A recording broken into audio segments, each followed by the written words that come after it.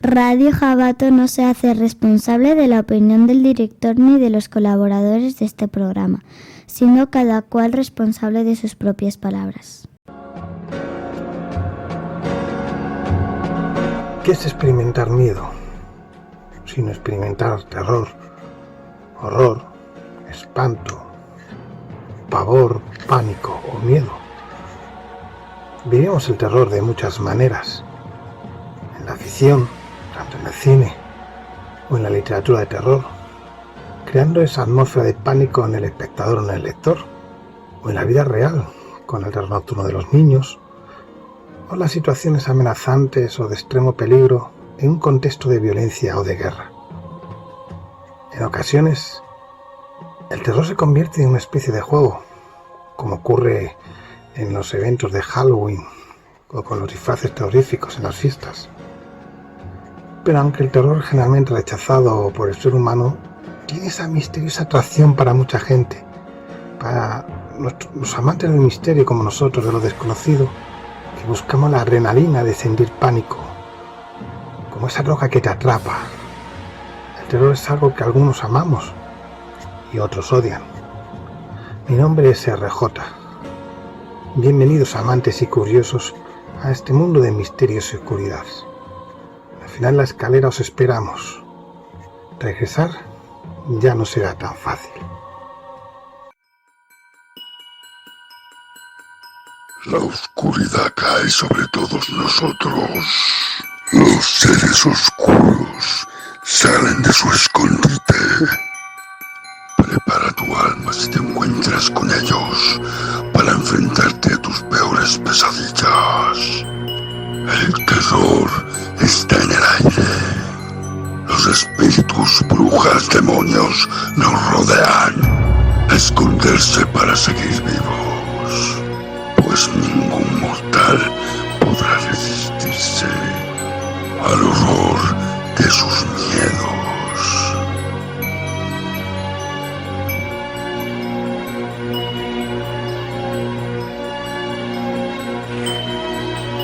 Os esperamos al final de la escalera.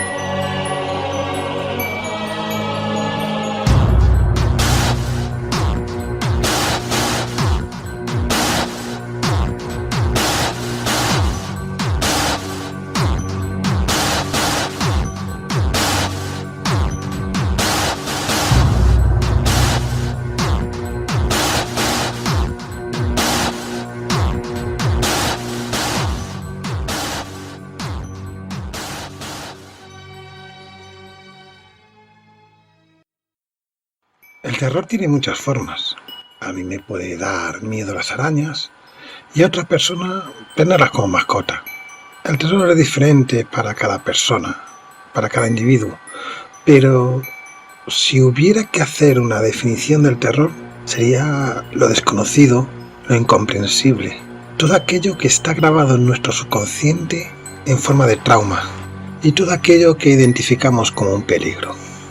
Las historias de terror surgen mucho antes que la ciencia, para explicar aquello que no tiene explicación alguna, de todo aquello que la mente humana no podía comprender o trataba de esconder. Lo utilizamos para explicar lo sobrenatural. El terror se basa más en el tipo de reacciones que genera ansiedad, miedo, horror, incertidumbre, tensión. En la estética, con espacios claustrofóbicos, desoladores, y en monstruos, asesinos, psicópatas, fantasmas, demonios, presencias, niños siniestros, como nos ha traído el cine, en el teatro y sobre todo la literatura y las leyendas, que han ayudado bastante. El terror como diversión Ha sido una fuente indudable de entretenimiento desde siempre. ¿Quién no ha compartido un pasatiempo como el de narrar cuentos de miedo a la luz del fuego? Con el paso del tiempo hemos incorporado a nuestra cultura del ocio la búsqueda del escalofrío por medio de historias aterradoras. Por ejemplo, la historia del terror en la literatura contemporánea empieza con El castillo de Otranto de 1764 de Horace Walpole. Esta se puede considerar la primera novela gótica, en la que aparte del castillo que da nombre al libro, tenemos un linaje maldito, elementos sobrenaturales y un ambiente siniestro. Tras la novela de Walpole, llegarían otras tantas como Vathek, Los misterios de Udolfo, El monje o Melmoth el errabundo. Y en todas ellas tendríamos esos mismos elementos románticos como catacumbas, ruinas, bosques, jardines y demás lugares tenebrosos en los que se escondía un fantasma, que siempre solía ser un noble disfrazado. Más tarde llegaría la Ghost Story inglesa, el cuento de fantasmas europeo, entre cuyos autores podemos destacar a Elizabeth Gaskell, Sheridan Le Fanu y M.R. James. El elemento terrorífico de la Ghost Story tiene su origen en la novela gótica. Si en aquella la apariencia fantasmagórica no era más que un burdo truco, aquí el fantasma es totalmente real y la amenaza adquiere un cariz ya más sobrenatural.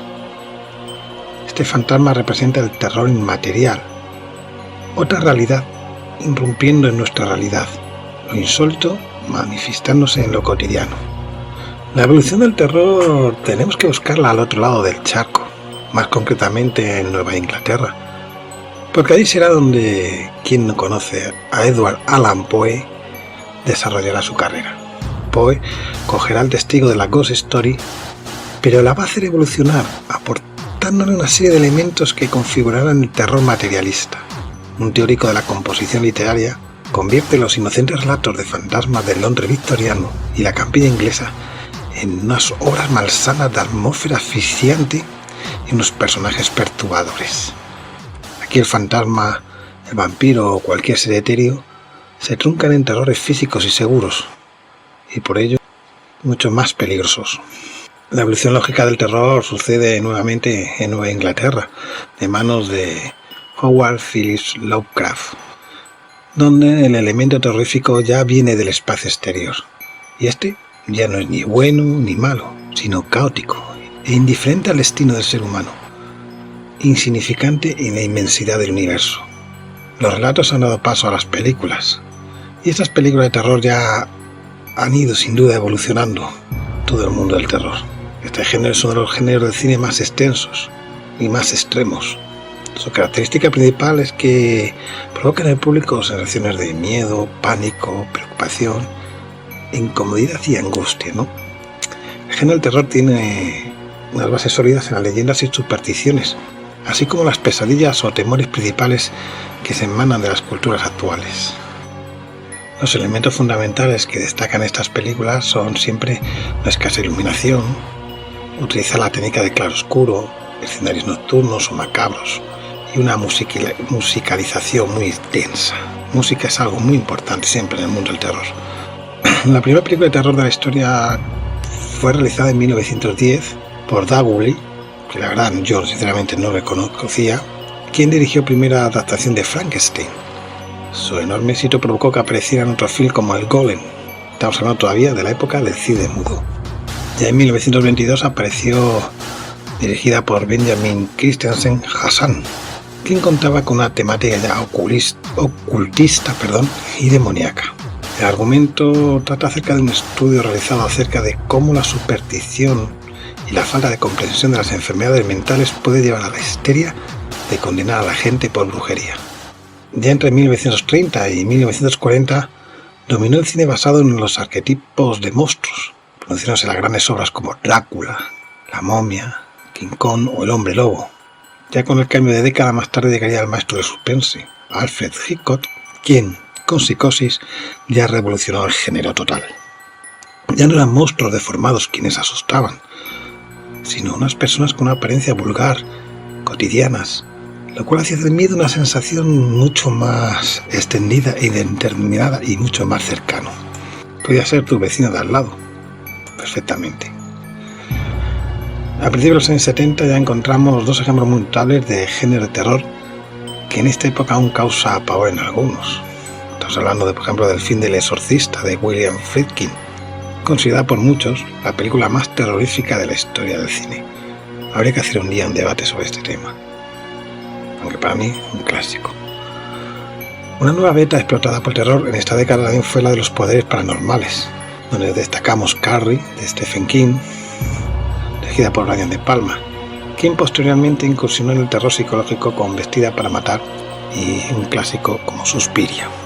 También se estrenaría Tiburón, que más miedo, sí que ha causado mucho miedo a mucha gente, ¿verdad? El elemento paranormal mezclado con la vida cotidiana se muestra como una mezcla explosiva. El terror se fusiona con la fantasía y la ciencia ficción y da lugar a films como Aliens, el octavo pasajero. Ya en los años 80 estuvieron acaparados por seriales de terror adolescente, cintas sin un toque de arte pero dirigido ya más al público joven. Esta modalidad sigue abarrotando salas en nuestros días, que aparece en la noche de Halloween, Viernes 13, Pesadilla en Elm Street. Películas dirigidas ya a un público masivo que incluían ya el gore propio hasta entonces de los productos de serie B. Una tendencia a mostrar escenas violentas de manera totalmente explícita que ha llegado hasta nuestros días. El mejor ejemplo de ello es que en 2011 la saga de Saw contaba con 7 películas, desde el método de Slayer, ¿no? de las películas tipo Slayer. Para mí es otro tipo de terror, tanto como uno como otro. Por los más puros no les gusta, pero bueno. En la década de los 90 ya experimentamos una vuelta a lo insondable, incomprensible. Encontramos, por ejemplo, una película tan innovadora como fue Cube, impactante como El Sexto Sentido y escalofriante como Los Otros. Todas ellas con unos finales sorprendentes e inesperados. Parece el cine asiático que explora entonces el mercado occidental con The Ring, abriendo camino para todo un subgénero. Ya con el cambio de milenio se reinventa de nuevo el género y las películas de terror se acercan a casos supuestamente reales, los cuales se muestran muchas veces como falsos documentales, adoptando una forma de vídeo casero, de grabación de seguridad, cualquier cosa para dar un realismo a la historia, que se acostumbra a contarse en primera persona. El precursor de todo esto fue el proyecto de La Bruja de Blair, y que es actualmente la tendencia. Otros formatos audiovisuales como la televisión, con The Walking Dead o Internet, Marvel Horrors, comienzan a llevar verdadera ventaja al cine de terror como un vehículo preferido para nuestras pesadillas. En general existe la sensación de que el terror está ya un poco más desconectado de propuestas más interesantes. La verdad es que cuesta encontrar ya películas buenas, aunque debemos decir que en este último año y en el siguiente creo que la cosa empieza a resurgir con películas muy interesantes. Aunque hay que decir que si hay un gran nombre capaz de poner de acuerdo al incondicional y que ha causado un revuelo en este terror, el mundo del terror, que parecía que se estaba durmiendo, es James Wan, responsable de Insidious y Expediente Warren. El terror es un género en constante revolución, puesto que el miedo no es estático. Lo que ayer nos asustaba, hoy nos da risa. Así que actualizarse, reinventarse o morir. Lo que tenemos claro es que el terror no va a pasar de moda nunca. Y cada vez son más los fans y los amigos de este mundo. Salen actividades como survivals, escape rooms, eventos. Halloween sigue siendo una de las fiestas más esperadas. El terror está ahí fuera, pero también muy cerca de ti. Y por mucho que pase el tiempo, siempre ten cuidado si alguien te dice no mires atrás.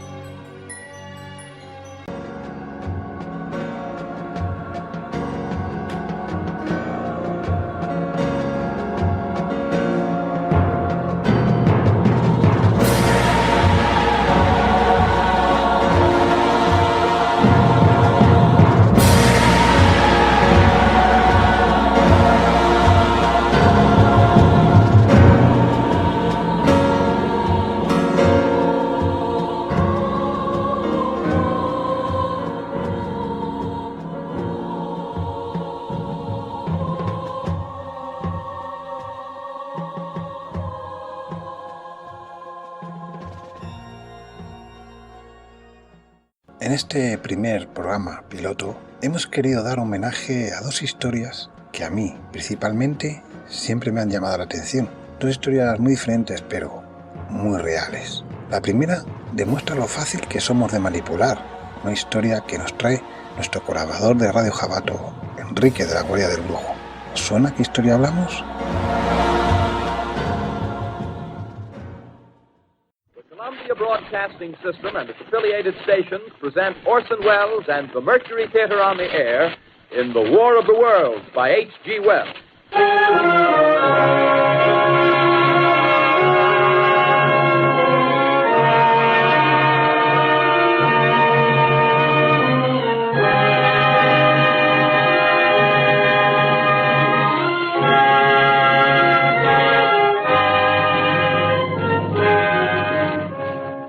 Ladies and gentlemen, the director of the Mercury Theater and star of these broadcasts, Orson Welles.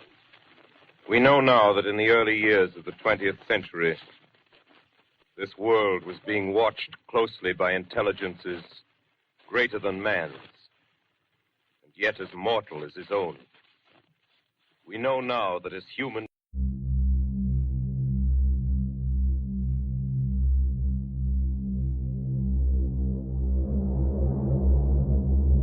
Orson Welles, 1915-1985. Fue un ensayista, narrador, actor y director tanto de teatro como de cine.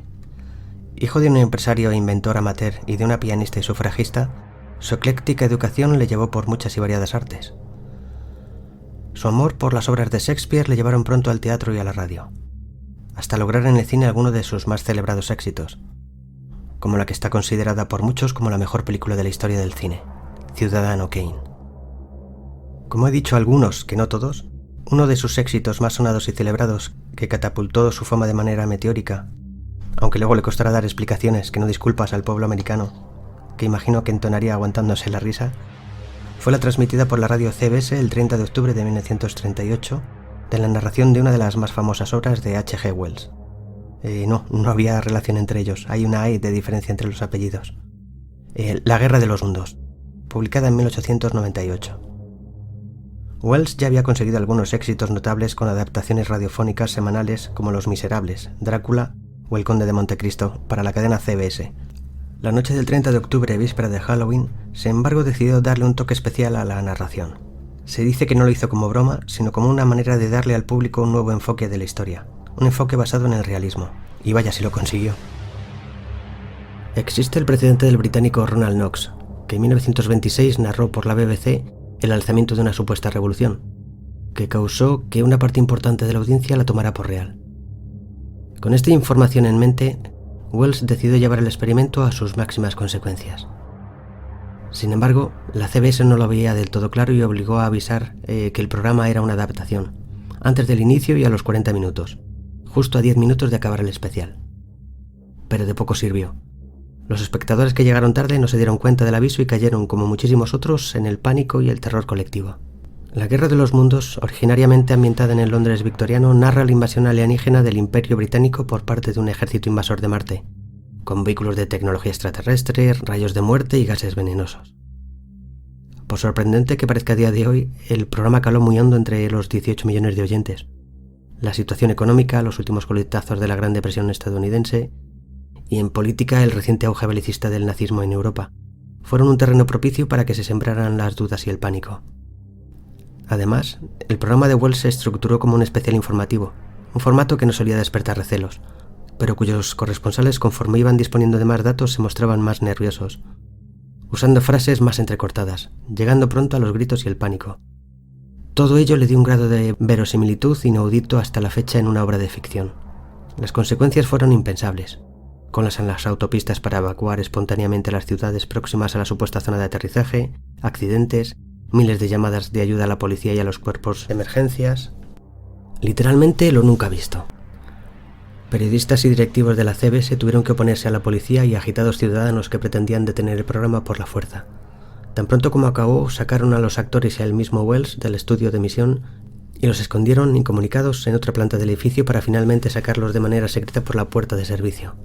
Múltiples actores tuvieron que trabajar como telefonistas improvisados para atender las miles de llamadas telefónicas que recibió aquella noche la CBS. Al día siguiente, aclarado ya el percal, Wells convocó una rueda de prensa ante una horda de ávidos periodistas ante los que declaró que él no consideraba que tuviera que pedir perdón por su manera de hacer un programa de entretenimiento lo más atractivo posible. Estas explicaciones no contentaron para nada al público, furioso por haberse visto engañados de esa manera. Lo más curioso es que años más tarde, en 1944, William Steele, antiguo colaborador de Wells, repitió el experimento situándolo en Santiago de Chile. A pesar de la magnitud de las consecuencias de la retransmisión de Wells y la proximidad en el tiempo, hubo muertos por ataque al corazón, barricadas en las calles y ciudadanos atrincherados. Incluso, aunque nunca se confirmó oficialmente, el ejército desplegó efectivos en las calles. Las fuertes tensiones de la época entre Perú y Chile llevaron a creer a muchos chilenos que en realidad no eran alienígenas sino el propio ejército de Perú. ¿Creéis que ahí se acaba el tema?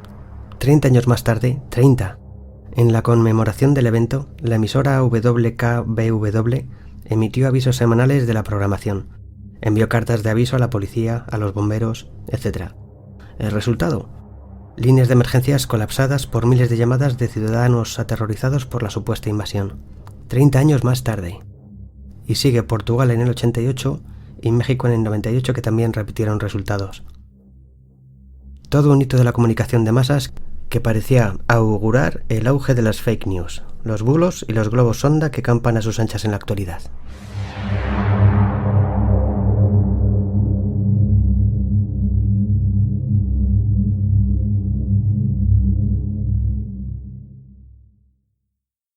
Al final, la gente somos como los borregos. Nos dejamos llevar por las masas. Por desgracia, en este mundo del terror pasa mucho.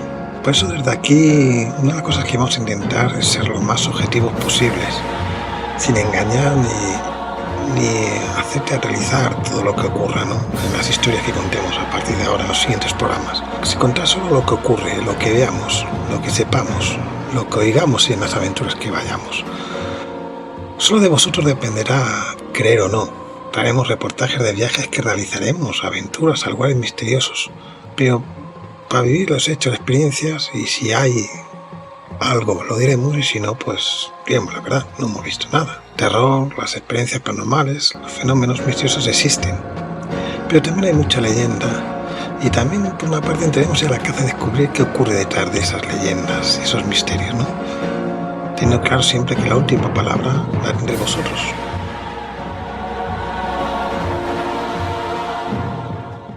Para la siguiente historia vamos a tener una colaboradora muy especial, que a pesar de su corta edad es una fan y una amante de este mundo del terror, y que seguramente ya la habréis escuchado en su programa versión Junior de Al final de la escalera. Os presento a Dark, que nos va a traer una historia sobre uno de esos lugares misteriosos de este planeta. Bienvenida, Dark, cuéntanos. Gracias, criaturas del terror. Hoy os traigo mi primera historia que me leí, que me introdujo en este mundo tan misterioso y extraño como es el mundo del terror, la historia de la casa Winchester. Espero que os guste, como me encantó a mí. Durante 38 años, los carpinteros no pararon ni un día de construir la casa Winchester. Una casa llena de extrañas rarezas que van desde escaleras que no suben a ningún piso a habitaciones secretas o puertas de las que solo hay una pared o el vacío. La casa es una especie de laberinto gigante construido con el objetivo de confundir a los espíritus. Los espíritus de los muertos, con los rifles que habían hecho rica a la familia de Sarah Winchester y que estaba convencida vendrían a vengarse. En 1881, Sarah Winchester enviudó luego de haber perdido también a su única hija, años antes, quedando sola y destrozada. Su marido William era el heredero del Imperio Winchester, una de las empresas fabricantes de armas más importantes de Estados Unidos. Sarah heredó más de $20 millones, además de la mitad de la Winchester Rapid Arms Company. A pesar de la fortuna, la infelicidad de Sarah se hacía cada vez mayor. aconsejada por un amigo, buscó respuestas a través de una medium. «¡Tu marido está aquí!», le dijo la medium, describiendo. «Dice que hay una maldición sobre vuestra familia, que se llevó la vida de vuestra hija y la suya. Pronto se llevará la tuya también. Es una maldición provocada por las terribles armas creadas por la familia Winchester. Miles de personas han muerto por culpa suya y sus espíritus ahora buscan venganza». Misma medium le dijo a Sarah que debía mudarse, que su marido la guiaría y cuando encontrara un nuevo hogar, ella lo reconocería. «Debes empezar una nueva vida y construir un hogar para ti y para los espíritus de los caídos también. Nunca pares la construcción. Si continúas construyendo, vivirás. Para y morirás». Convencida por las palabras de la medium, Sarah se mudó hasta California, encontrando una propiedad de 6 habitaciones que aún estaba en construcción. Sarah desechó los planes del antiguo propietario y empezó a construir sin arquitecto su hogar. Contrató albañiles y carpinteros de la zona y durante los siguientes 38 años se dedicó a construir y remodelar toda la casa sin detenerse. Ella creyó que su única oportunidad para vivir una vida normal era la de construir una casa de forma permanente. Si la casa nunca se terminaba, ningún fantasma podría instalarse en ella. La casa contiene, aparte de sus 4 pisos, 160 habitaciones, 467 entradas y 47 chimeneas. Muchas características utilizadas para atrapar o confundir a los espíritus. Hay puertas pequeñas o que no conducen a ninguna parte, ventanas que miran adentro de otras partes de la casa. Aunque la mansión sea enorme, hay solo 2 espejos en el lugar. Esto se debe a que Sarah creía que los fantasmas tenían su propio reflejo. Pues para ser una mansión gigante, tener 2 espejos no sirve para nada. También parece que Sarah tenía una cierta fijación con el número 13. El 13 se repetía en el número de cúpulas del invernadero, el número de paneles de cristal de las ventanas o el de las paredes de madera. Los tramos de muchas escaleras eran de 13 escalones o el número de candelabros en algunas habitaciones, que volvía a ser 13. Solo otra superstición más de las que dominaban a Sarah. Luego de dirigir la continua construcción de la mansión durante 38 años, Sarah falleció mientras dormía, a la edad de 82 años. Muchos acontecimientos extraños han ocurrido a través del tiempo y siguen reportándose. Los psíquicos han visitado la casa Winchester y creen que muchos espíritus deambulan por ella, incluyendo el fantasma de Sarah Winchester. La casa Winchester es una de las principales curiosidades de una parte de California que habitualmente queda de paso hacia San Francisco. Winchester Mystery House es un nombre oficial. Quien piense que lo de los misterios es solo un argumento turístico para atraer a visitantes hacia la ciudad de San José, sin duda está equivocado. Hay pocos sitios tan raros como esta mansión de estilo victoriano en una esquina de esta típica ciudad norteamericana, de calles anchas y ambiente tranquilo. Sin embargo, las sorpresas se suceden apenas cruzar el umbral. Así que por las dudas, conviene tomar en serio la primera recomendación de los guías. Las casas Winchester solo se puede visitar acompañado. No desviarse nunca del recorrido, por supuesto, porque nadie puede garantizar que el visitante perdido sea encontrado nuevamente. Muchas gracias a las dos por estas dos interesantes historias, que nos demuestran lo fácil por un lado que es manipularnos y por otro lado las ganas que tenemos de sentir y de vivir cosas extrañas, tanto sean ovnis, espíritus, fantasmas, fenómenos paranormales. ¿Vosotros tenéis alguna historia o leyenda que os gustaría que hablásemos o estudiásemos o tratásemos en profundidad debatiendo?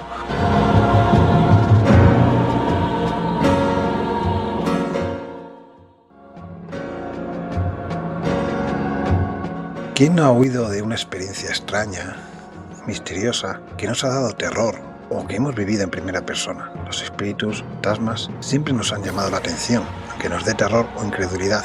No es un tema que nos deje indiferente. En este apartado contaremos esas experiencias que siempre hemos oído o que hayamos vivido nosotros o alguno de vosotros que nos mandéis en primera persona.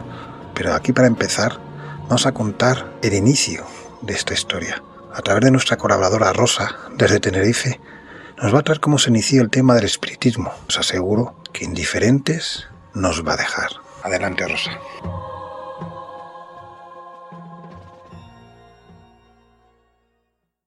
En la actualidad, el espiritismo se encuentra muy arraigado en nuestra sociedad. El espiritualismo es la creencia de que el ser humano no desaparece después de la muerte, pudiendo comunicarnos con ellos a través de un canalizador psíquico o medium. Hoy en día, cualquier persona puede solicitar los servicios de un espiritista, pero sus orígenes no son conocidos por muchos. A lo largo del siglo XIX, el espiritismo comenzó a cobrar más y más fuerza, alcanzando una importancia notable a finales de la Inglaterra victoriana. Sin embargo, este interés general en los asuntos paranormales no surgió de la noche a la mañana y se consolidó poco a poco a lo largo de las décadas gracias a las personas interesadas en el fenómeno que demostraron que no se trataba de una ficción, al menos a los ojos de sus seguidores. Y dentro de estos grupos, uno de los más importantes, el de las hermanas Fox, no vino de Inglaterra, sino de los Estados Unidos. En el año 1848, algunos sucesos sorprendentes tuvieron lugar en Hyattsville, Nueva York, siendo estos parte del movimiento espiritista moderno. Las protagonistas de estos eventos fueron tres señoritas canadienses que nacieron en una pequeña comunidad agrícola llamada Consicon, cerca de Belleville, Ontario. La familia Fox, compuesta por las tres hijas en cuestión llamadas Leah, Margaret y Catherine, se trasladaron a Hyattsville el 11 de diciembre de 1847. Sin embargo, no fue hasta el 31 de marzo de ese mismo año que sus vidas cambiaron irremediablemente, considerándose un ejemplo clásico y bien documentado de la comunicación directa con los espíritus de los difuntos. Todo comenzó con una serie de extraños ruidos, como golpes y pisadas en su casa que no podían ser explicados. Había extrañas vibraciones que afectaban a las sillas y a las camas. Tanto el padre como la madre de las pequeñas estaban muy perturbados por estos hechos y rápidamente concluyeron que un fantasma inquieto estaba molestándoles en su casa. Las hermanas Fox se acostumbraron a estos fenómenos y al oír los misteriosos golpes, las pequeñas trataban de imitarlos como si se tratara de un juego. Catherine incluso interactuaba con el espíritu, ordenándole que repitiera los mismos ruidos que hacía ella, cosa que repetía la entidad. Las dos muchachas se convirtieron en la sensación de la familia y con el tiempo del vecindario. Comenzaron a desarrollar un lenguaje de toques con los espíritus, que con el tiempo empezaron a responder a las preguntas que las pequeñas les hacían. Fanáticos y seguidores de lo paranormal, así como escépticos, fueron testigos en innumerables ocasiones de las conversaciones que las pequeñas tenían con los espíritus que decían habitaban en el hogar. La leyenda de la casa de Hyattsville pronto comenzó a volverse popular y las muchachas a organizar tertulias cada vez más concurridas. En una de las más reconocidas posteriormente, los espíritus que habitaban en el lugar admitieron que eran producto de un asesinato que había ocurrido en la casa, aunque no fueron capaces de especificar cuándo y dónde había sucedido. Con el tiempo, la popularidad llevó a las dos muchachas a organizar verdaderos encuentros masivos, donde actuaban como mediums ante centenares de personas. Tradicionalmente se afirma que esto fue una pésima decisión en sus vidas, pues las llevó a juntarse con sectores sociales bastante complejos a una edad muy temprana y eventualmente las llevaría al alcoholismo. Sin embargo, en este periodo apenas comenzaban a disfrutar su celebridad. Estos fueron los primeros experimentos que realizaron con el más allá, llegando a progresar hasta tal punto que las niñas y su madre le hacían preguntas al espíritu e idearon una serie de golpes para significar una respuesta de sí o no. Fue por este simple método que la familia Fox aprendió lo siguiente acerca de su invitado del otro mundo. Era un hombre de 31 años que fue asesinado en la casa y sus restos fueron enterrados en el sótano. La familia Fox invitó a sus vecinos y a otros transeúntes para que fueran testigos de estos acontecimientos asombrosos, y con múltiples observadores buscaron en el sótano, pero no consiguieron encontrar absolutamente nada. No fue sino hasta el año 1904, después de la muerte de las hermanas Fox, que algunos obreros desenterraron un esqueleto humano del sótano de la casa. Esto significó una clara prueba del espíritu atormentado y la principal causa de las experiencias paranormales de la familia Fox. Las noticias sobre los sorprendentes acontecimientos en la casa de los Fox se extendieron como la pólvora. Los medios de comunicación se hicieron eco de la historia y en poco tiempo se dio a conocer públicamente las increíbles habilidades de las niñas para comunicarse con los muertos. Cuantas más personas vean de primera mano las comunicaciones espirituales, los fenómenos paranormales parecían intensificarse. Otros espíritus comenzaron a comunicarse con las hermanas Fox, registrándose otros fenómenos como objetos en movimiento y la elevación de la mesa por supuestas manos invisibles. Esto alimentó aún más la creciente popularidad de Maggie, Kate y Leah, quienes fueron protegidas por el famoso Phineas Taylor Barnum. Así fue como nació el espiritismo, convirtiéndose en las médiums más conocidas de su tiempo. La gran habilidad de las muchachas no era su capacidad de adivinar verdades, sino la irrefutable y tangible realidad de que cuando ellas hablaban, unos golpes les respondían. Con respecto al asesinato, por ejemplo, no indicaron con detalle ninguna circunstancia, pero sí que el cuerpo seguía allí, donde se encontró más de medio siglo después. El nombre de la persona, Charles Rosna, jamás se encontró en ningún registro. La historia de las jóvenes se convirtió en leyenda. Miles de personas intentaban emularlas y comunicarse con los espíritus que, supuestamente, habitaban en sus hogares. Con el tiempo, Margaret y Kate comenzaron a tener problemas serios con la bebida, en sus matrimonios y con el cuidado de sus hijos. Sin embargo, no fue hasta 1888 que Margaret, arrepentida por su vida, decidió reconvertirse a la Iglesia Católica y rechazó todo lo que tuviera que ver con el espiritismo. Fue entonces cuando confesó que todo había sido una ficción ideada por ella y su hermana, cuando tenían apenas 12 y 15 años respectivamente. De acuerdo con una versión, habían atado una cuerda a varias manzanas entre los pisos y las hacían sonar al tirar de la cuerda, con lo que lograban los toqueteos. Una versión posterior hablaba de su habilidad para tronar los dedos de los pies. Para muchos escépticos, las confesiones tenían sentido, pues ya habían precisado que los sonidos invariablemente venían de debajo de las hermanas. Pero muchos de sus seguidores no creyeron esta confesión. Resultaba conveniente para la iglesia de Margaret el admitir, décadas más tarde, y tras pasar innumerables pruebas, que todo había sido una invención. Fueron muchos los que trataron de detectar el fraude de las niñas sin lograrlo, y el hecho de que durara tanto tiempo hizo dudar a muchos de la confesión como algo generado, sino forzado por su reconversión al cristianismo. Pero al parecer las declaraciones de Margaret fueron obligadas por personas cristianas muy influyentes de la sociedad, debido al auge del espiritismo y la pérdida de cristianos devotos. Curiosamente, en el momento de sus confesiones, Margaret afirmó ser una católica practicante que vio en el espiritismo como un mal generalizado, al igual que otras religiones tradicionales que no fuera el cristianismo. Más tarde se retractó de sus declaraciones y de hecho intentó revivir su participación con sus hermanas como medium, pero el daño ya estaba hecho. Los medios de comunicación publicaron que las hermanas Fox eran alcohólicas y pobres, desacreditando así cualquier tipo de capacidad en ellas. Pero la sociedad cristiana no contaba con un pequeño detalle.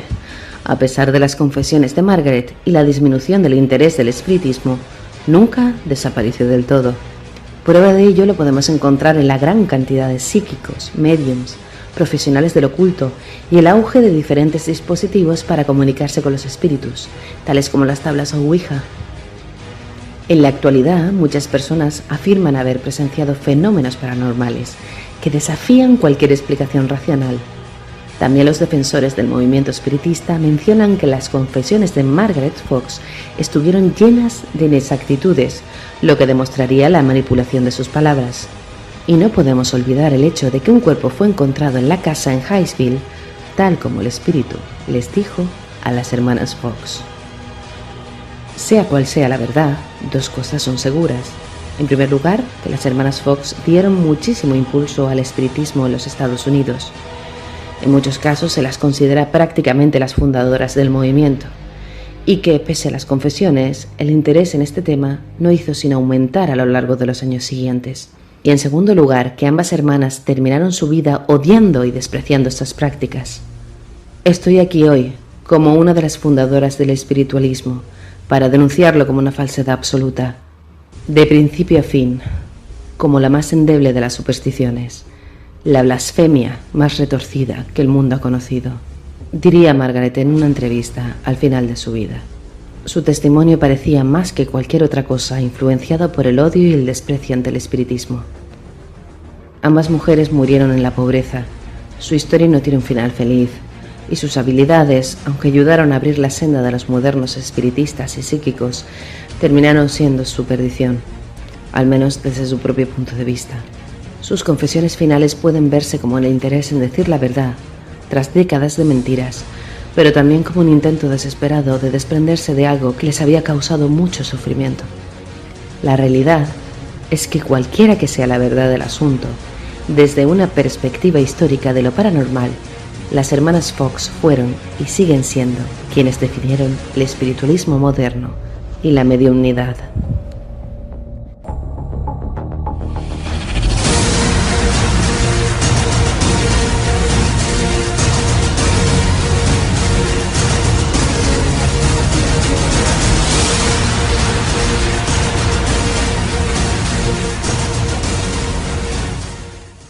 Bueno, esta historia de las hermanas Fox nos sirve perfectamente como introducción a la entrevista del programa de hoy. Hoy tenemos a Víctor Cerro, creador de Matriz Paranormal, una experiencia que desde el principio hasta el final recomendamos vivir. Escuchamos. Bueno, Roberto, mi nombre es Víctor Cerro y has accedido a acompañarme a una casa muy especial en la que sucederán ciertas cosas, a lo mejor sucede, ¿vale? No es al 100% que vayan a suceder, pero bueno, vamos a ver qué es lo que conseguimos finalmente, pero antes tienes que saber por lo menos 3 advertencias. La casa puede utilizar tus recuerdos para atacarte y tus sentimientos para confundirte.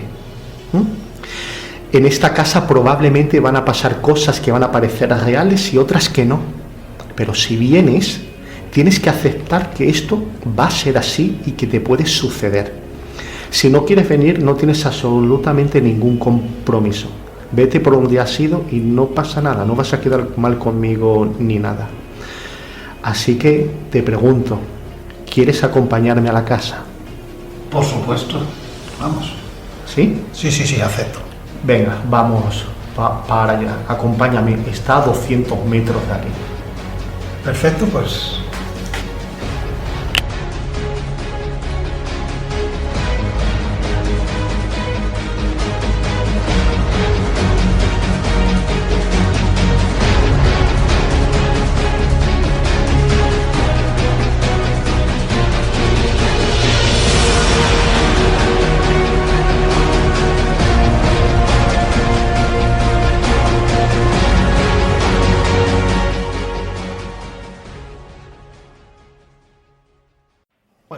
Una vez terminada la experiencia, he de decirte, Víctor, que tengo que felicitarte, porque no esperaba lo que me he encontrado. Es decir, me ha sorprendido, me ha hecho pensar, me ha hecho reflexionar y sobre todo me voy diciendo qué pena que haya durado tan poco.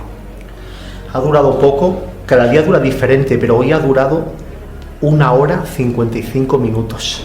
No me lo puedo creer. Es en serio, ha durado 1 hora 55 minutos. Me ha parecido que ha pasado 20 minutos. Pero no siempre, porque depende de cómo estén las energías ese día. Hay cosas que suceden y cosas que no siempre es igual. Me lo puedo imaginar porque sí que puedo decir que exactamente, es decir, no es un sitio donde digas vas a pasar miedo, pero tampoco te vas a quedar tranquilo, es decir, te vas a ir con una sensación de intranquilidad diciendo, esto que he vivido es real, no es real, lo he soñado. Y esa sensación ya te hace pensar, y eso es lo que más me gusta ver a mí. Cuando voy a ver un sitio así, una experiencia de este tipo, yo quiero sentirme vivo, es decir, hacerme pensar, y es de unas pocas veces que me ha hecho pensar bastante. Así que, sobre todo por eso, porque ni es como decía bien la frase, no es un pasaje, es decir, no vas a pasar miedo, aunque sí que decir que algo sí que, pero sin decir nada. Bueno, no es que se pase miedo, es que si alguien es más sensible o sensitivo, vive las cosas de una forma diferente. Es curioso lo que acabas de decir, porque un montón de críticas de las que tenemos coinciden en una cosa, y es que cuando te vas para casa, durante días estás hablando de lo que has vivido aquí, y de alguna forma o de otra te ha cambiado un poquito. Te cambia, doy fe en ello, ¿eh? Yo que prácticamente soy un experto en el terror, me encanta, actuado tanto de fuera como de dentro, es decir, que la sensación de esta la creas, la consigues. Llegas a conseguir un momento que me he fijado muchas veces la gente, en una cosa que me he fijado, todos callados, es decir, todos muy atentos, es decir, puede que alguno dijese, pero estará que ya no está mirando las caras, había algunos así al principio que iba y al final han quedado todos, vamos, como diciendo, vamos a dejar la boca abierta muchos, he visto muchos con la boca abierta, eso es difícil. Bueno, no es difícil, es que ni siquiera es el fin. Realmente lo que queremos con esta experiencia, y ahora después te voy a contar por qué se creó esta experiencia, pero lo que queremos no es que la gente pasa miedo, es cierto que a veces pasa miedo, pero no es nuestro fin. Lo que queremos es que se viva algo único, misterioso y sorprendente. Si hemos conseguido esas tres cosas, entonces que vamos por el buen camino. Te voy a contar cómo se creó esta experiencia.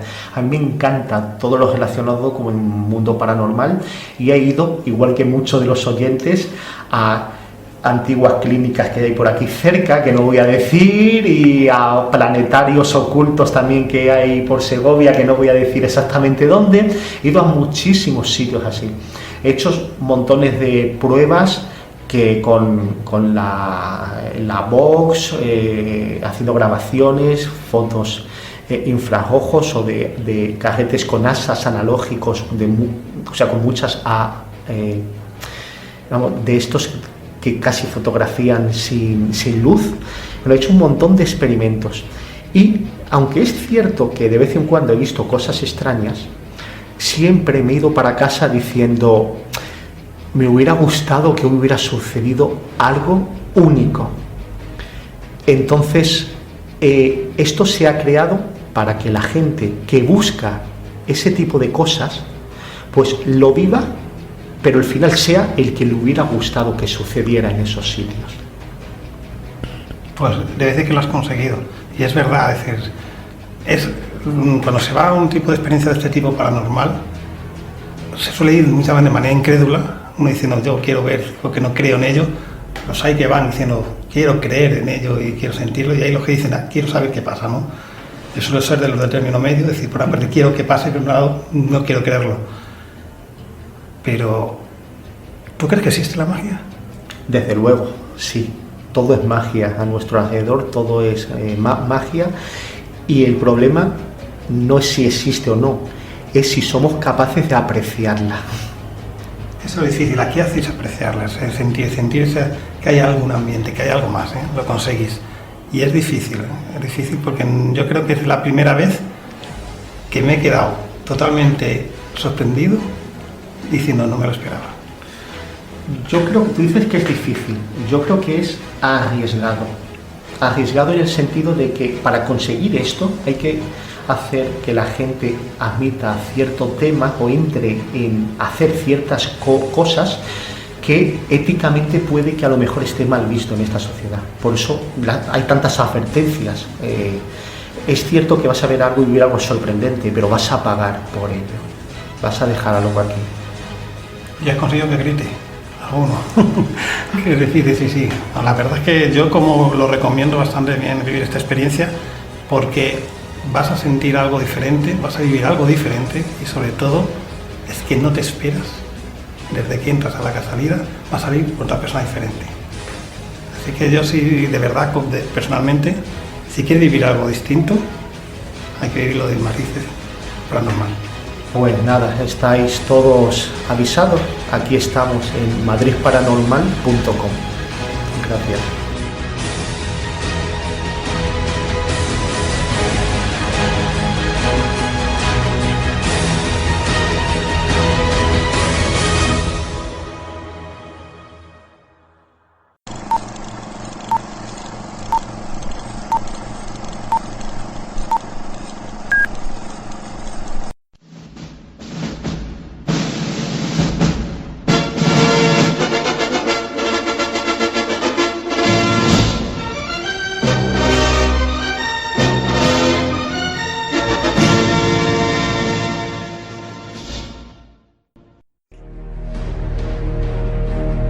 El cine, la televisión, los libros e incluso los cómics nos han entretenido y, sobre todo, nos han estremecido en este mundo. Además coincide que en este año que hemos dejado, año 2019, con varios aniversarios icónicos de clásicos del terror, como es Pesadilla en Elm Street y Aliens, el octavo pasajero, y de alguna serie que también os vamos a sorprender. Aquí en este programa piloto vamos a hablar de algún libro y un cómic también que os vamos a recomendar, y ya hablaremos en siguientes programas más específicamente de cine y sobre todo de las películas que se estrenen y que están en cartelera a través de nuestros colaboradores. Hoy es Julián el que nos va a hablar sobre estos icónicos aniversarios. Así que qué mejor que empiece el espectáculo. Adelante. 3, 4, cierra la puerta. 5, 6, coge un crucifijo. 7, 8, mantente despierta. 9, 10, nunca más dormirás.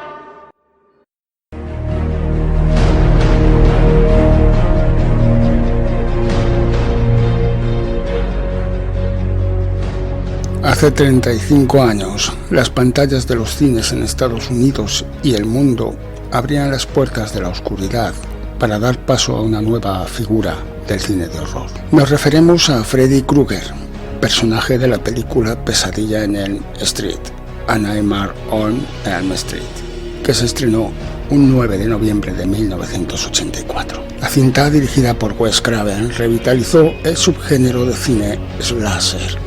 Narraba las horripilantes desventuras de un grupo de adolescentes atormentados en sueños por la presencia de un asesino con el cuerpo quemado, un sombrero negro, suerte a rayas rojas y verdes y dueño de un guante provisto de cuchillas afiladas en cada dedo que usaba para asesinar a sus víctimas. Fueron muchas las inspiraciones que llevaron a Craven a concebir a este asesino en serie que se colocaba en las pesadillas de sus víctimas para quitarles la vida en otro plano de realidad. Durante su niñez, el director era acosado por un niño malote al que llamaban Freddy. Ese mal recuerdo lo persiguió hasta su madurez, a tal grado que no pensó en otro nombre para su personaje que el de Freddy. Como detalle curioso, la sombra de este ex compañero de clases también se vislumbra en el hecho de que el villano de la cinta de Craven, The Last House of the Left, en 1972, es Krueger. El cineasta también vivió una experiencia en su niñez que lo marcó para siempre. Una noche, cuando se encontraba en su habitación, escuchó que alguien lo llamaba desde la calle. Cuando se asomó por la ventana, vio una silueta de un hombre parado en la esquina, quien al volverse clavó su mirada sobre él. Le causó un enorme terror. Para Wes, la presencia de aquel sujeto desconocido fue estremecedora. Por último, Craven se enteró de la historia de una familia que escapó de los horrores de los genocidios de Camboya ocurridos durante la segunda mitad de la década de los 70. Cuando los padres y su hijo llegaron a Estados Unidos para establecerse y comenzar una nueva vida, el menor comenzó a vivir una serie de horripilantes pesadillas que le hacían desear no dormir. Una noche en que el menor pudo conciliar el sueño, sus padres acudieron a su habitación cuando escucharon una serie de gritos. Cuando llegaron a atender a su hijo, descubrieron que éste había muerto en medio de una aterradora pesadilla. Ahí estaba el germen del que se valió Wes Craven para desarrollar la idea central de la película. Un aterrador ser que acechaba los sueños de un grupo de jóvenes, los cuales temen dormir ante la posibilidad de morir en ese estado de inconsciencia. Tras el éxito de la película, que rápidamente se convirtió en un icono de terror ochentero, se filmaron 7 secuelas, un crossover junto a otro icono del cine de terror, Jason Voorhees, y un remake. El actor que dio vida a Freddy Krueger, el norteamericano Robert Englund, también es un verdadero símbolo del cine de terror y su presencia en conferencias y festivales de terror siempre es muy celebrada por los fanáticos. Robert Englund declaró que sus referentes para crear el personaje de Krueger fueron El vampiro de Klaus Kinski en La cita Nosferatu de Werner Herzog y James Cagney en Al rojo vivo y enemigo público. Los jóvenes actores Heath Langenkamp como Nancy Thompson y Johnny Depp en su primer personaje protagonista, así como Glenn Lance, se ganaron una notable popularidad gracias a esta cinta que fortaleció la figura de Wes Craven como uno de los creadores de horror más notables de todos los tiempos. Pesadilla en Elm Street recaudó más de $25 millones en taquilla, cuando su costo de producción fueron menos de 2 millones. Esto permitió salvar de la quiebra a la productora New Line Cinema. Hoy sigue siendo una de las grandes películas de terror de todos los tiempos.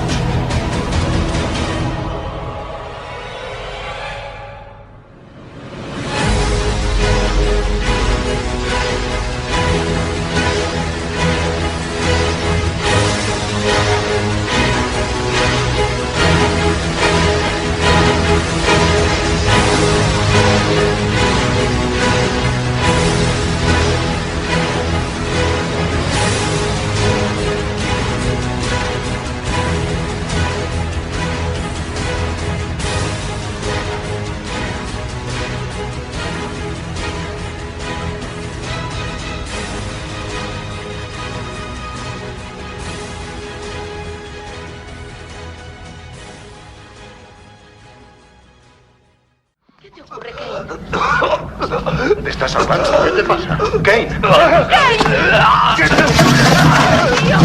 Tranquilo. Recuerda esto. Enseguida. Abridle la boca rápido. Maldita sea. Abre la boca, muchacho.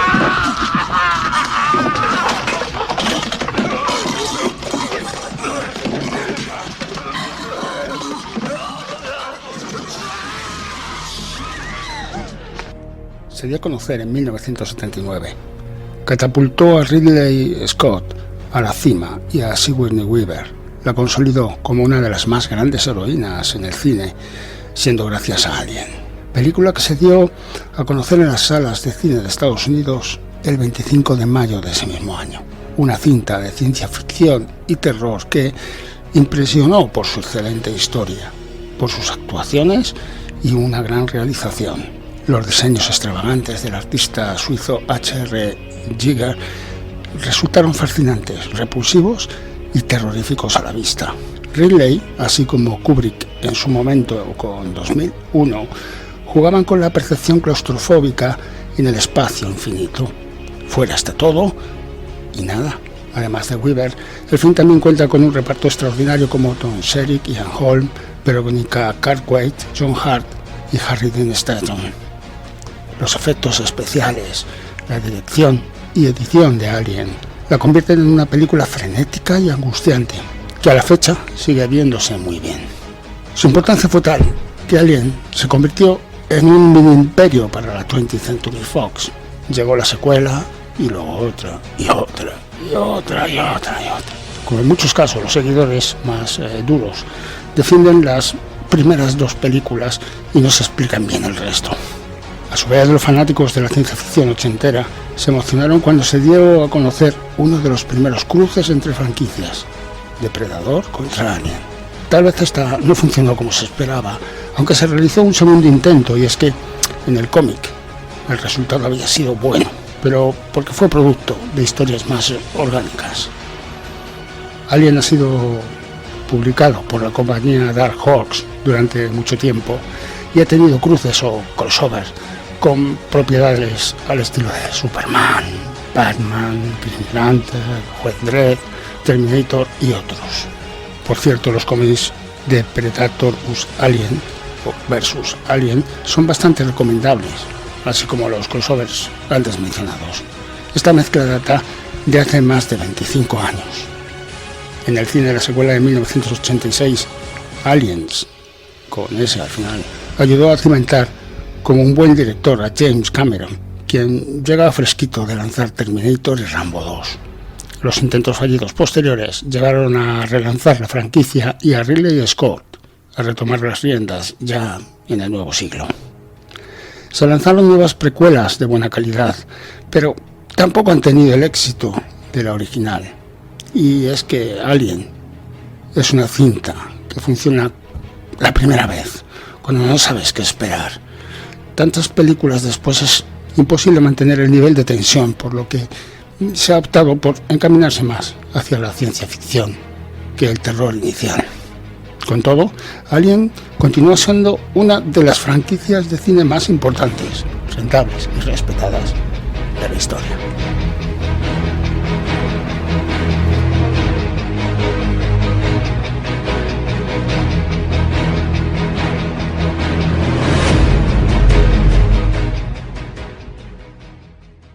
Otro aniversario no tan conocido, pero ya hablamos un poco de series de televisión, es el aniversario de la serie Night Gallery, una serie que en su momento atrajo críticas por su uso de la comedia negra entre los episodios de larga duración y por su formato de historias múltiples que contribuyeron a darle un tono poco habitual en ese momento en televisión.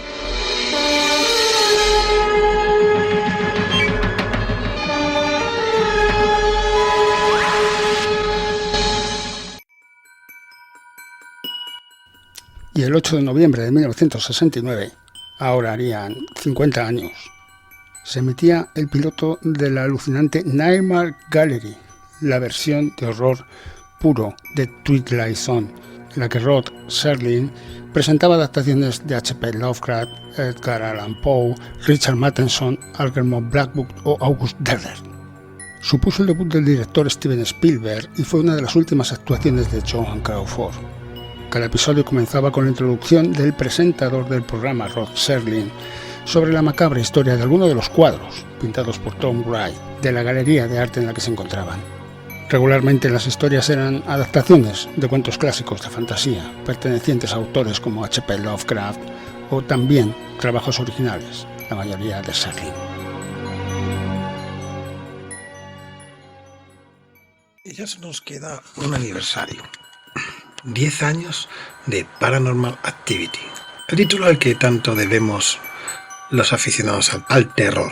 Aunque la primera vez que se vio Paranormal Activity fue en el 2007 en el Scream Fest Horror Film Festival, no fue hasta el 16 de octubre del 2009 cuando la película, dirigida por Oren Peli, se estrenó en los cines americanos. Con ella se dio pie a la franquicia más exitosa de la historia de terror hasta la llegada de Expediente Warren, recaudando más de 890 millones de dólares en todo el mundo, cuando el presupuesto de todas sus películas juntas no llega ni a los 30 millones.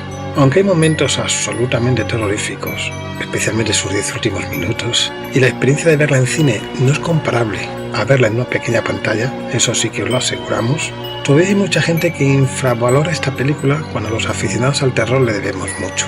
Y es que este título fue el que catapultó a Blumhouse a convertirse en la compañía que es hoy en día y que cada año nos trae un buen puñado de magníficas películas.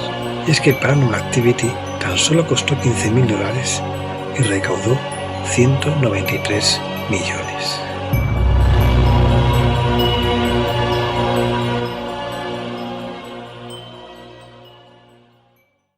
¿Cómo pasa el tiempo para algunos? Pero no por fortuna para ellas. Algunas gustarán más que otras, pero indiferentes ninguna. Más adelante haremos ya este apartado más actual de cine con las películas que hay en cartelera. Haremos críticas que podrán gustar, otras no, pero daremos nuestra opinión más sincera de lo que hay ahora mismo en cartelera. Actualmente tenemos películas que merece la pena que veáis, como Doctor Sueño, Daniel is Unreal, y la que todos estamos esperando, En un lugar tranquilo 2, ¿no? Y de la nueva de Ring de japonesa, pero esa la hablaremos más despacio en próximos programas. Pero también tenemos en la televisión series muy interesantes.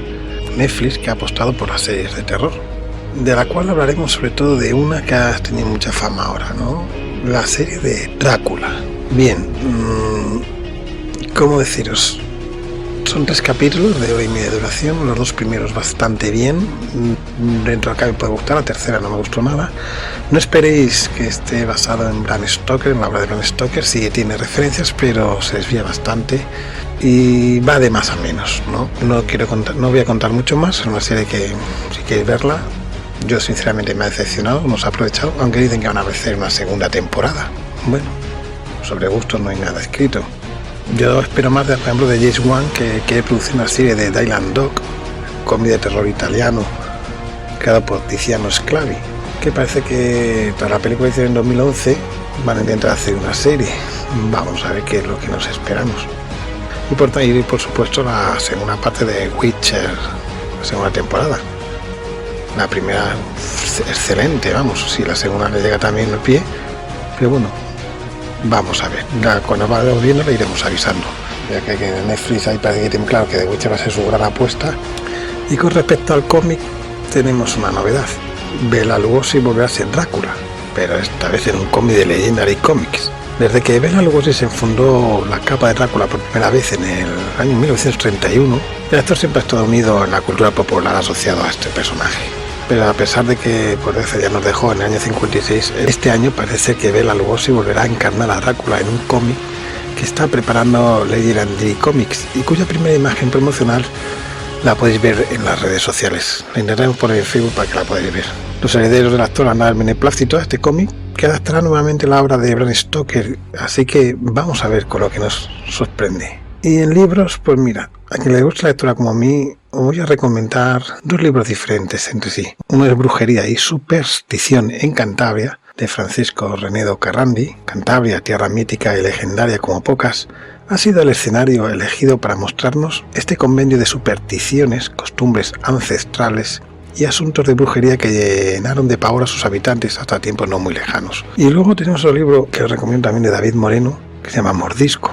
Un libro que os aseguro os atraerá desde la primera palabra. Se trata sobre Luke Martin, un muchacho completamente normal, que a sus 12 años le gustaría salir al campo en busca de bichos, practica deporte los fines de semana y tiene cierto pavor a cualquier tipo de conversación con una chica. Sin embargo, de repente, los padres de Luke se dan cuenta de que algo ha cambiado en su comportamiento. Dice que es más errático, confuso y de repente más agresivo. Solo Luke sabe lo que en realidad está ocurriendo. ¿Qué estará pasando? Avisamos que no es una novela de zombies. O quizás sí, como dice el autor.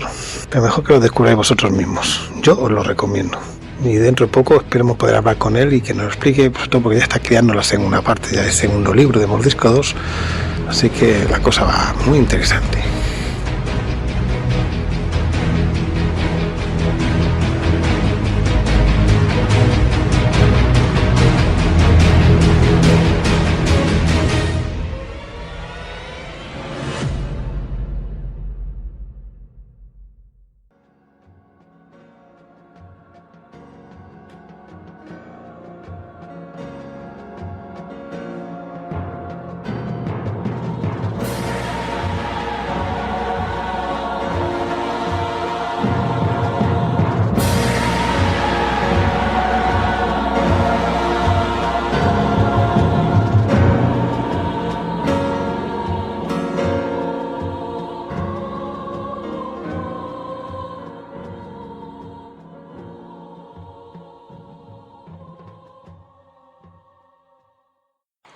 Ya en los próximos programas también tendremos un apartado donde os diremos los eventos de terror más próximos que podéis encontrar, aquellos eventos que pueden ser interesantes. Aquí en este programa piloto sí que os queremos aconsejar un curso muy interesante hecho por profesionales del sector, trabajadores de Viejo Caserón. Yo lo recomiendo, yo lo realicé y la verdad es que es muy recomendable. Es un curso de cómo trabajar y dirigir un pasaje del terror. Será en Madrid el 2 de febrero, que es domingo, en horario de mañana y tarde. Y es cómo sacar el máximo rendimiento de un espectáculo de terror, de los actores, las actrices que trabajan en él. Tienen clases teóricas y prácticas que de verdad aprender bastante. Te enseñan trucos de sugestión, cómo interpretar personajes, improvisación, cómo hacer los ruidos, las onomatopeyas. También te enseñan un poquito nociones mínimas de caracterización para que sepas maquillarte. Sobre todo sacar un partido de ti. La verdad es que te dan cómo potenciar y sacarte esa timidez y que no te dé tanta vergüenza, ¿no? Ese miedo escénico. Y de paso también aprendes un poco a dirigir y cómo montar un pasaje, una escenografía mínimo, por si bien, trabajas en ello, bien por un plan amateur, ¿no? Es un curso muy aconsejable, tanto para aficionados al terror como para profesores de pasajes o escape rooms que quieran mejorar su inmersión y calidad. Si quieres más información, ya dice en el correo de histeriacreationfx@gmail.com, pero ya digo, lo pondremos en Facebook, creo que ya está puesto igualmente, pero lo pondremos en Facebook para que, si estéis interesados, habléis con ellos.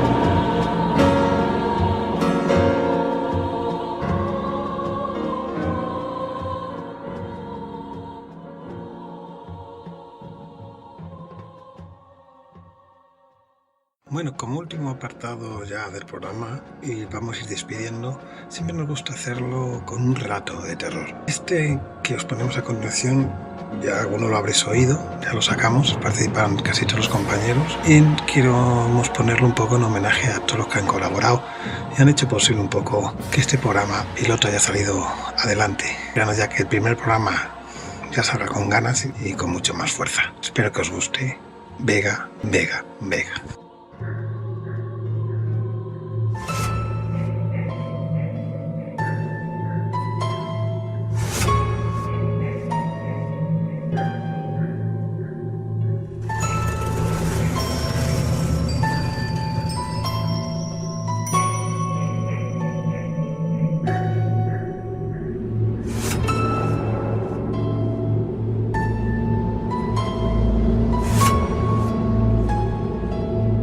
La llave se había quedado atascada en la cerradura por los restos de sangre seca que goteaban del hacha clavada en la puerta.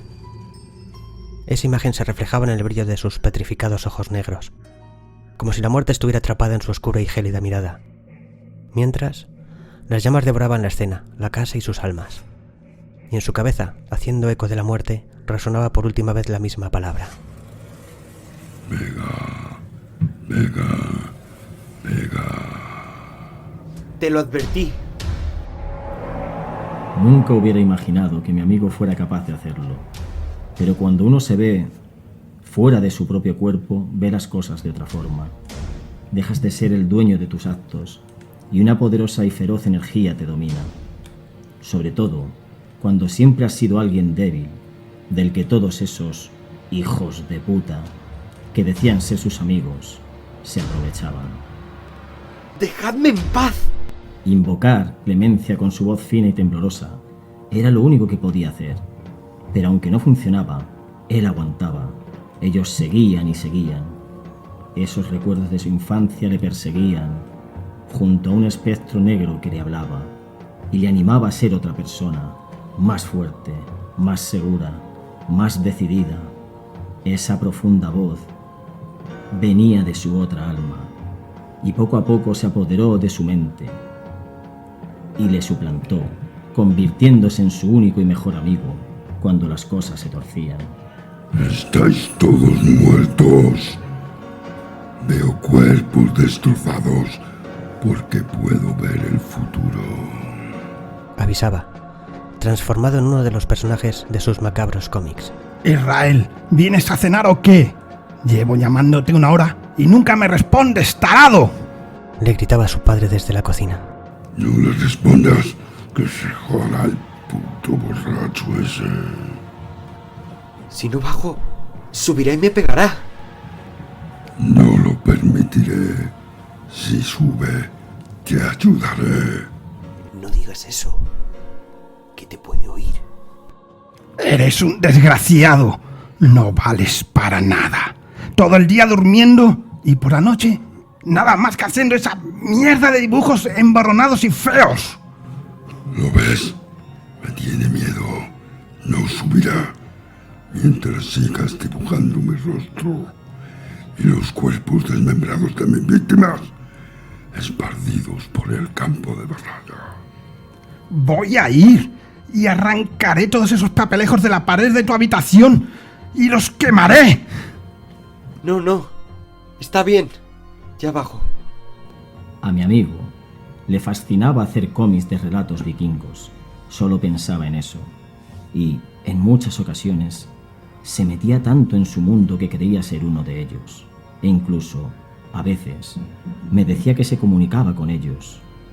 Yo no me lo tomaba en serio, pero en su mirada había algo que me inquietaba, como si en la profundidad de sus ojos se desarrollaran batallas de vikingos contra sus espectros, hachas y espadas chocando, y el frío del acero ensangrentado, destrozando cuerpos y congelando su mirada. ¡Vega! Susurraba de vez en cuando, con esa mirada perdida, que parecía atravesar mi cuerpo y ver más allá, detrás de mí, como si para él me hubiera vuelto translúcido y el resto del mundo cayese derrumbado a su paso. Y de repente volvía en sí, con una frase delicada y sutil. Necesito más carboncillos y papel. Si me pudieras dejar algo de dinero para comprarlo, te lo agradecería enormemente y te lo devolvería lo antes posible. Sí, claro, no te preocupes, le respondía yo al instante, y cuando retornaba a sus dibujos, lo repetía. Vega. Vega. Vega. Vega.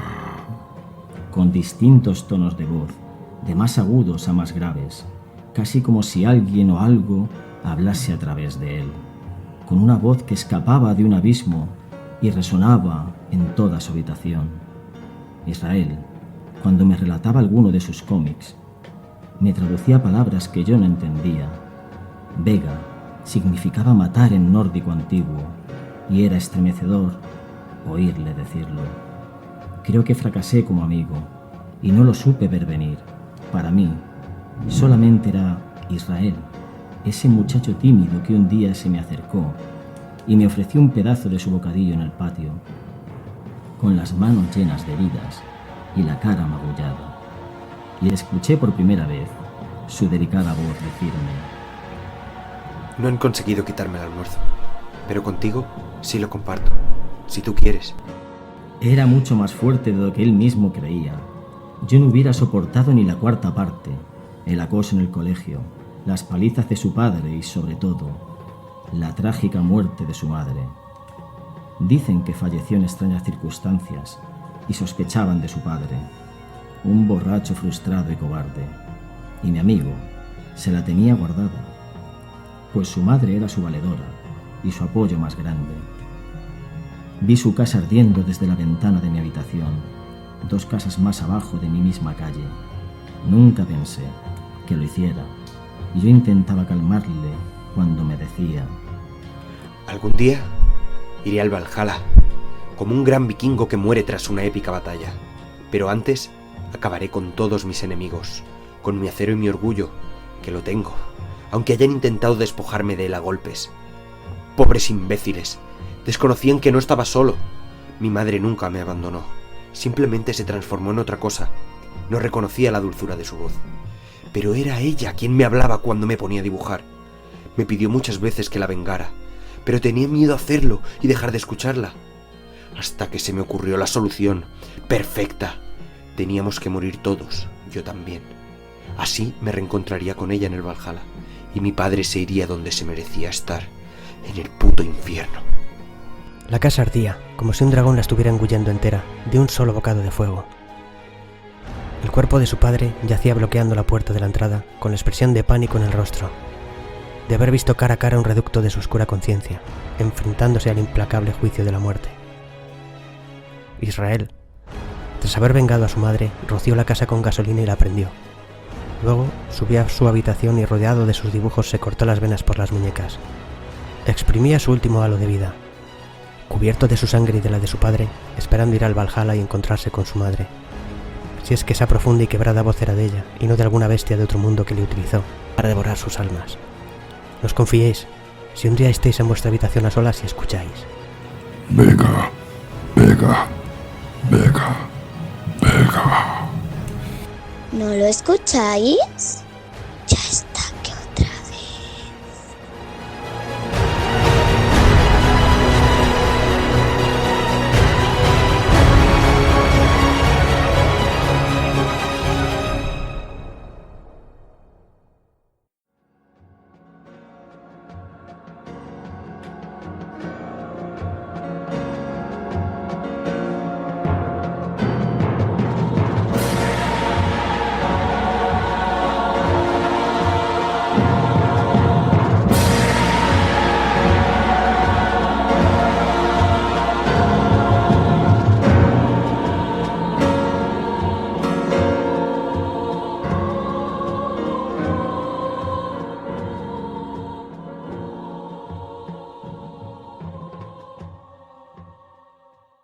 Ya aquí sí que termina este programa piloto, que esperemos sea ya el comienzo y el origen de una andadura larga y que podamos divertirnos juntos.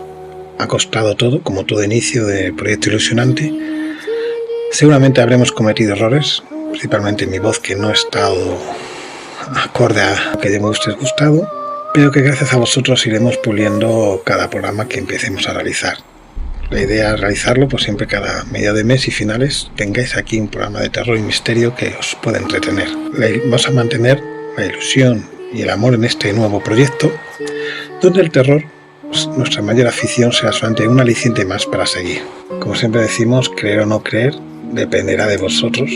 Nosotros solamente haremos como mensajeros de tanto leyendas, noticias. Esperamos estar mucho tiempo con vosotros compartiendo nuestro hobby. Hoy hemos hablado un poco de lo que es el terror, historias que siempre nos han llamado la curiosidad, como el programa de la Guerra de los Mundos, que tanto dio a hablar, Mansión Winchester, las hermanas Foss, del aniversario de varias películas y series y cómics que van a venir, que aunque sabemos que os guste o no es algo subjetivo, y de un curso muy interesante que os recomendamos. Sabemos que poco a poco se están haciendo eventos interesantes y queremos también informaros de las cosas que se van a hacer. Hay más secciones, estamos pensando ya en crear nuevas secciones. Desde ahí podemos hacer viajes y haremos estudios paranormales, un poco para desmitificar o afirmar que existen cosas. Pero eso ya lo iremos avisando poco a poco. Tertulias, debates, es decir, esto es ahora queda disfrutar del presente. Estaremos aquí en nuestras redes, en Facebook, en Instagram, YouTube. Lo podréis escuchar en nuestra página web, radiojabato.es, y por supuesto esperaremos vuestras ideas y consejos tanto en redes como en nuestro correo radiojabato@hotmail.com. No me quiero despedir sin dar las gracias a Enrique, a Rosa, a Jesús, Julián, Pablo y a Dark, ya que sin ellos no estaríamos aquí. Yo soy RJ. Es hora de que se apaguen las luces, cierren las puertas y volver a nuestra oscuridad, planeando nuevas historias de terror. Pronto, si os descuidáis, estaremos de nuevo al final de la escalera. Y recordad, Os esperamos al final de la escalera. hasta pronto, compañeros de la oscuridad. Ya estamos aquí.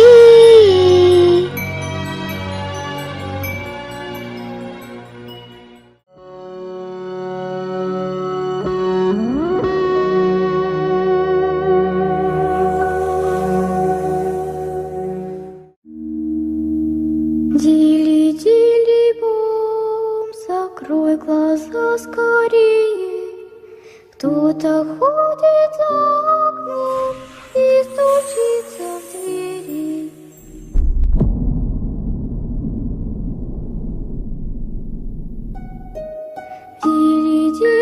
Дили-дили-бом, кричит ночная птица. Он уже пробрался в дом, где никому не спится.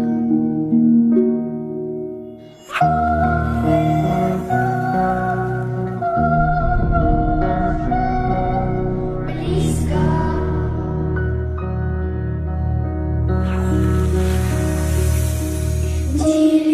Дили-дили-бом, ты слышишь, кто-то рядом притаился за углом.